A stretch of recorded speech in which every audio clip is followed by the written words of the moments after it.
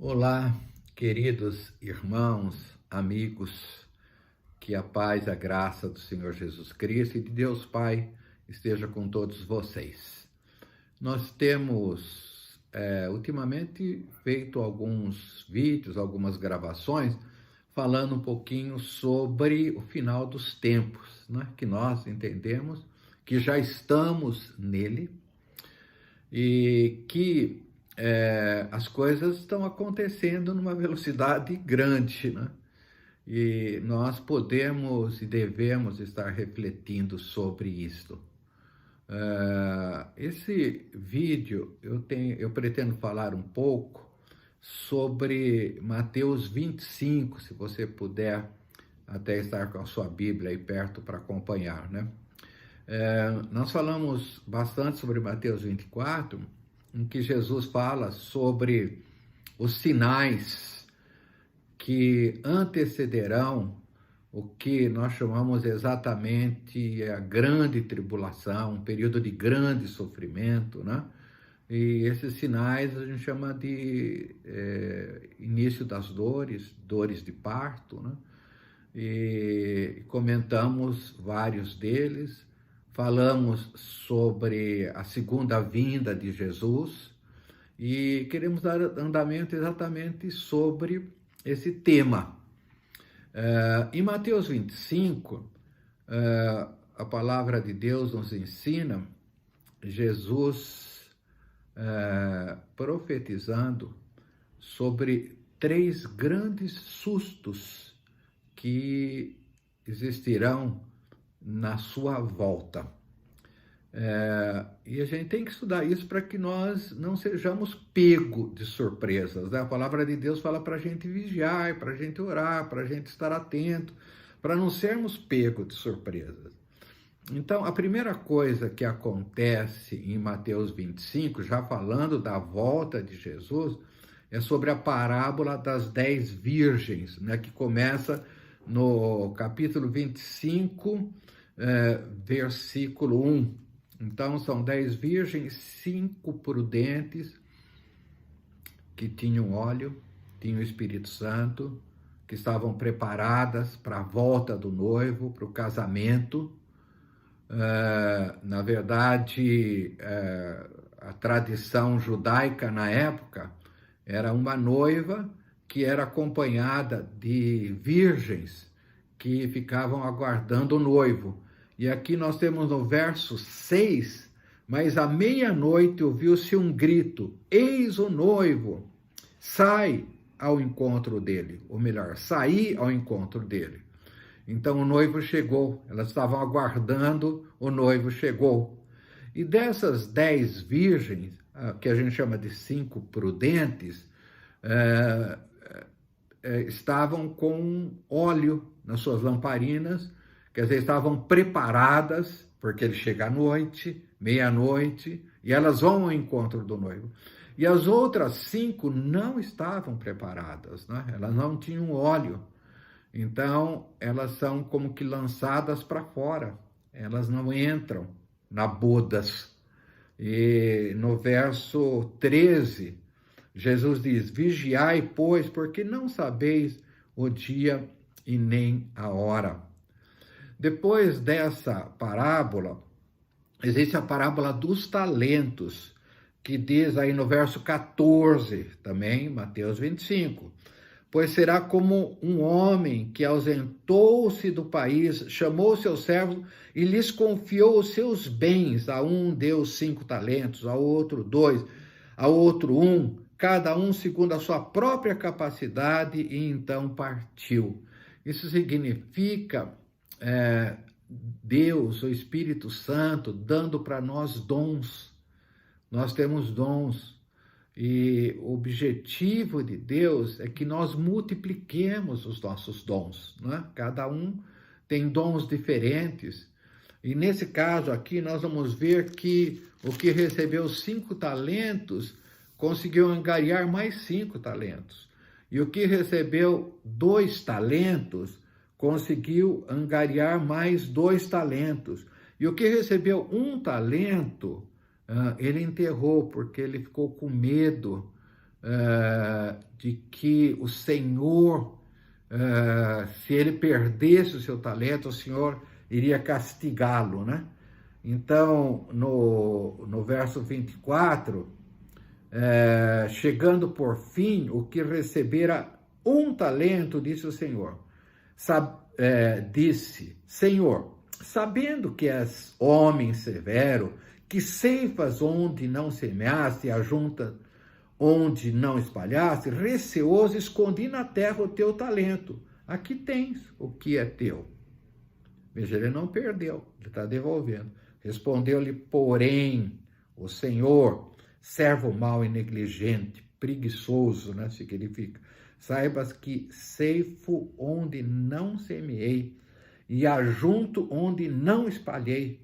Cumpria, portanto, que entregasse o seu dinheiro aos banqueiros, e eu, ao voltar, receberia os juros, o que é meu.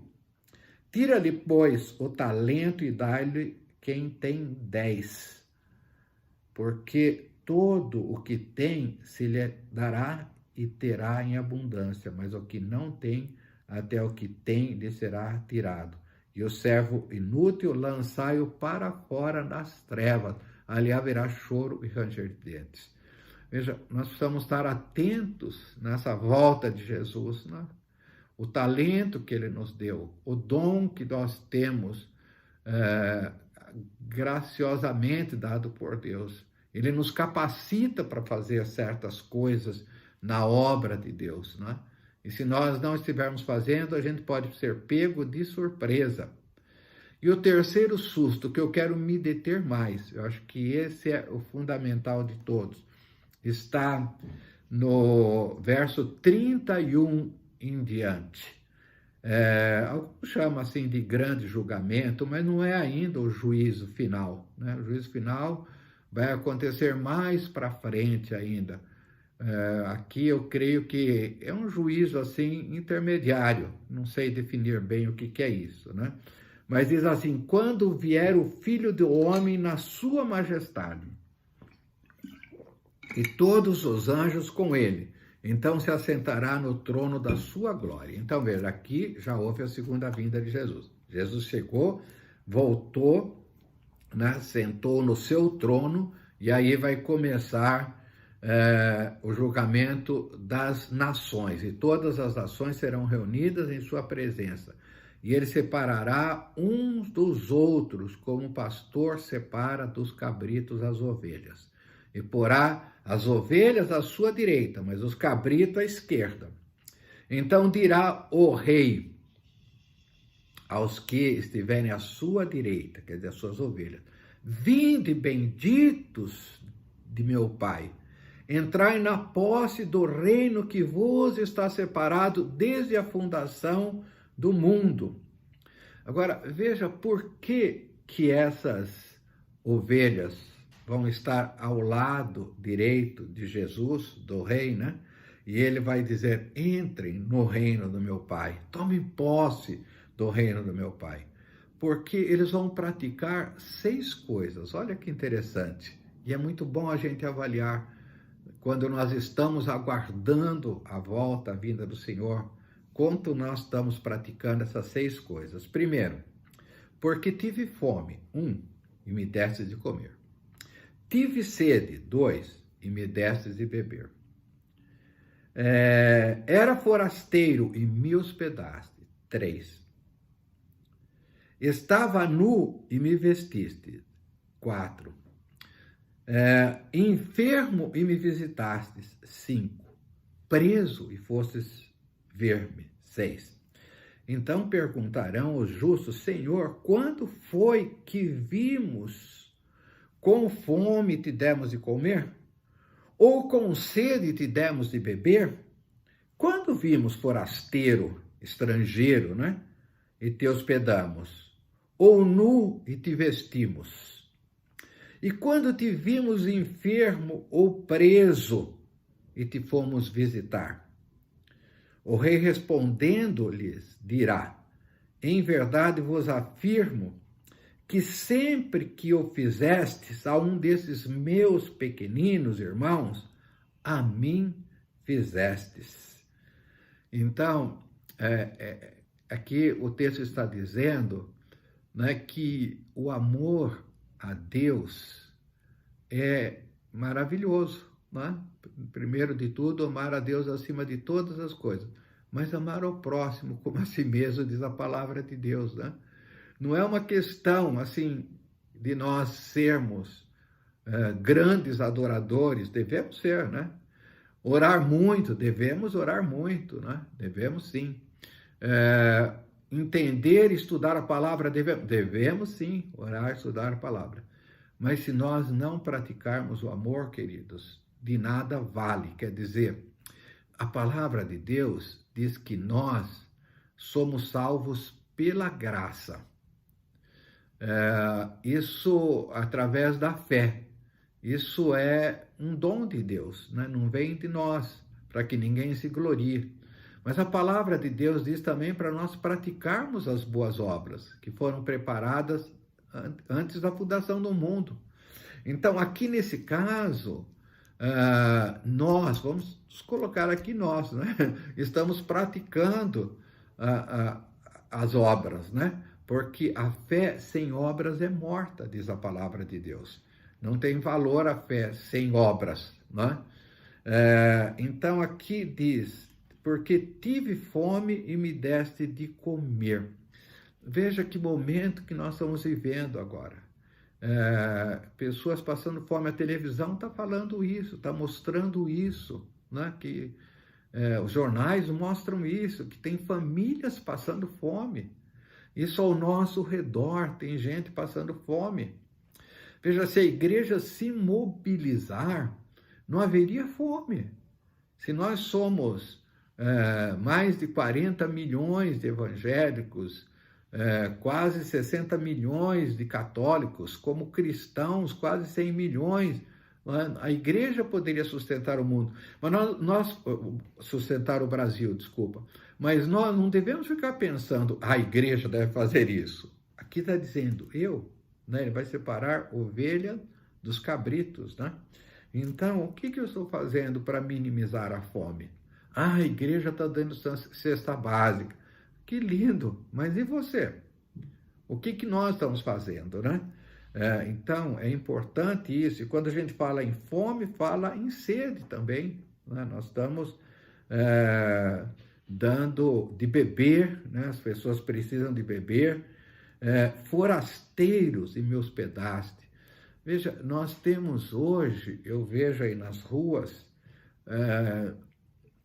pessoas assim que, não só os moradores de ruas, pessoas que estão vindo aí de outros locais, né, buscando socorro.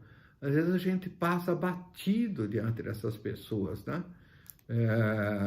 E agora que a gente não pode e não deve estar manipulando, manuseando dinheiro, papel, moeda, né? A gente parece que nunca tem nada, né, para dar. Então, a gente não hospeda essas pessoas no nosso coração, né? Talvez você fez isso mesmo, né? Estava nu e me vestistes. Esses dias estava assim muito frio à noite, né? E eu botei mais um cobertor, aí me deu assim uma angústia, Senhor, quantas pessoas que estão na rua, quantas pessoas que estão sem cobertor, né? Aí veio aquela chuvinha fria, gelada, quantas pessoas. Então a gente fica com pena, mas que ação nós estamos tomando para fazer isso, né? Porque quando nós fizermos isso a uma pessoa, nós estamos fazendo a Jesus. Se nós darmos comida para uma pessoa, nós estamos dando a Jesus. Se nós dermos água, nós estamos dando Jesus, para Jesus. Se nós estamos dando roupa, nós estamos dando para Jesus. Enfermo e me visitastes. Nós temos hoje pessoas enfermas. Muitas vezes é difícil, agora no meu caso, por exemplo, de muitos outros que somos de riscos, né? Ir em hospitais, em visitar pessoas enfermas, mas nós temos o celular hoje, nós temos telefone, nós podemos entrar em contato até online, né? Mostrar nossa cara. Ontem estava vendo um jovem que eu dou cobertura para ele lá em Rio Preto, E o pai dele está com Covid, está morrendo, né? E aí a médica colocou o celular para mostrar a imagem dele, e ele orou pelo pai, pelo celular, né? Bota no ouvido do meu pai. E tem gente fazendo isso, isso é uma forma de visita, né? A gente tem, por exemplo, a Márcia Zago em relação a Carol, várias pessoas mandando mensagens, não pode ir lá, mas por favor, coloque esse hino para ela, coloque essa palavra, né? Uma palavra profética que eu dou para ela. Nós estamos visitando doentes. Estive preso e fostes ver-me. Irmãos, quantos presos existem hoje? Eu sou um preso, né? Não posso sair da minha casa. E realmente, quantas pessoas estão nessa situação? Né? Quando a gente fala em prisão, a gente pensa, e é correto, né, que Jundiaí tem uma penitenciária, e existe aqui um irmão, o pastor Ricardo, da Igreja Nazareno, né? Ele vai com um grupo toda semana lá para acolher as pessoas que vêm de longe para visitar seus queridos que estão lá presos, mas também para ajudar, levar uma palavra para os presidiários, né? Mas se você não pode fazer isso, quantas pessoas idosas, eu conheço várias pessoas que não estão podendo sair de casa, que se receberam uma ligação sua, uma ligação online, né? Assim, com imagens, ou se puder visitar, né? Sempre estimulo os jovens do meu grupo, né? da igreja, para estar visitando nesse momento. Sabendo, você precisa de um remédio, você precisa de uma compra, eu posso fazer supermercado para você, você está precisando de uma cesta básica, o que você está precisando? Né? Então, veja, é um momento, o final dos tempos é um momento de muita crise, é a oportunidade que nós temos para ajudar. Agora, veja os que não ajudam, o que está acontecendo, né? Então, o verso 41, então o rei dirá também aos que estiverem à sua esquerda, apartai-vos de mim, malditos, para o fogo eterno preparado para o diabo e os seus anjos, porque eu tive fome e não me destes de comer, tive sede e não me destes de beber, sendo forasteiros não me hospedastes, estando nu não me vestistes, achando-me enfermo e preso não fostes ver-me. E lhes perguntarão, Senhor, quando foi que te vimos com fome, com sede, forasteiro, nu, enfermo ou preso, e não te assistimos? Então lhe responderás, em verdade vos digo que sempre que deixastes de fazer a um desses meus pequeninos, a mim deixastes de fazer. E irão esses para o castigo eterno, porém os justos para a vida eterna. Irmãos, esse texto é o susto do último dia. Gente que de repente, veja, essas pessoas chamam Senhor. Senhor, quando foi que nós não te ajudamos? Veja, significa, eu entendo que eles conheciam o Senhor, conheciam a Jesus, né? Mas não praticaram aquele que é o novo mandamento. O novo mandamento vos dou, que vos ameis uns aos outros. E nisso saberão que vocês são meus discípulos, se amarmos uns aos outros. Mas como nós amamos? Senão através de obras, né? O amor deve ser expressado através de obras.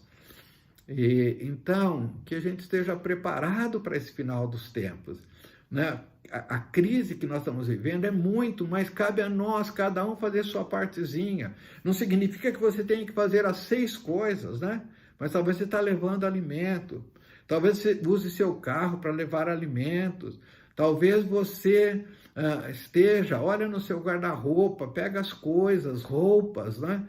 E leva para as pessoas que precisam. Vai aí num farol onde você sabe que tem gente que fica pedindo que você passe, leva roupa para eles, né? Entra no supermercado, compra um pouco de comida, leva para eles, sabe? Alguma coisa assim nós podemos fazer nessa parte material.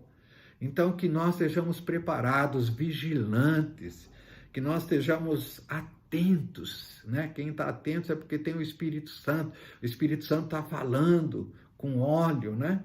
Que nós estejamos exercendo os nossos dons, e os dons estão muito relacionados, a gente fala em dons espirituais, falar em línguas, coisas assim, mas tem o dom de servir. Jesus veio para servir e não para ser servido, né? Esse é um dom que Deus tem dado para nós, para abençoar uns aos outros. Que Deus possa estar dando graça para mim, que eu preciso muito disso, entender essas coisas e praticar, e para você que está me ouvindo. Deus te abençoe, querido. Reflita sobre isso, tá? Passa para as outras pessoas esse vídeo. Eu não sou de ficar fazendo propaganda, não me importa que ele seja virilizado, porque esses vídeos vai para as pessoas que Deus quer que ouça. Eu entendo dessa maneira. Mas você pode estar ajudando as pessoas a estarem se preparando para a volta de Jesus e não passar por esse grande susto, mas quando vier recebê-lo para a bodas, né? Porque aí fala da noiva, né? Recebendo as virgens, recebendo para a boda. Deus abençoe a todos. Paz de Cristo.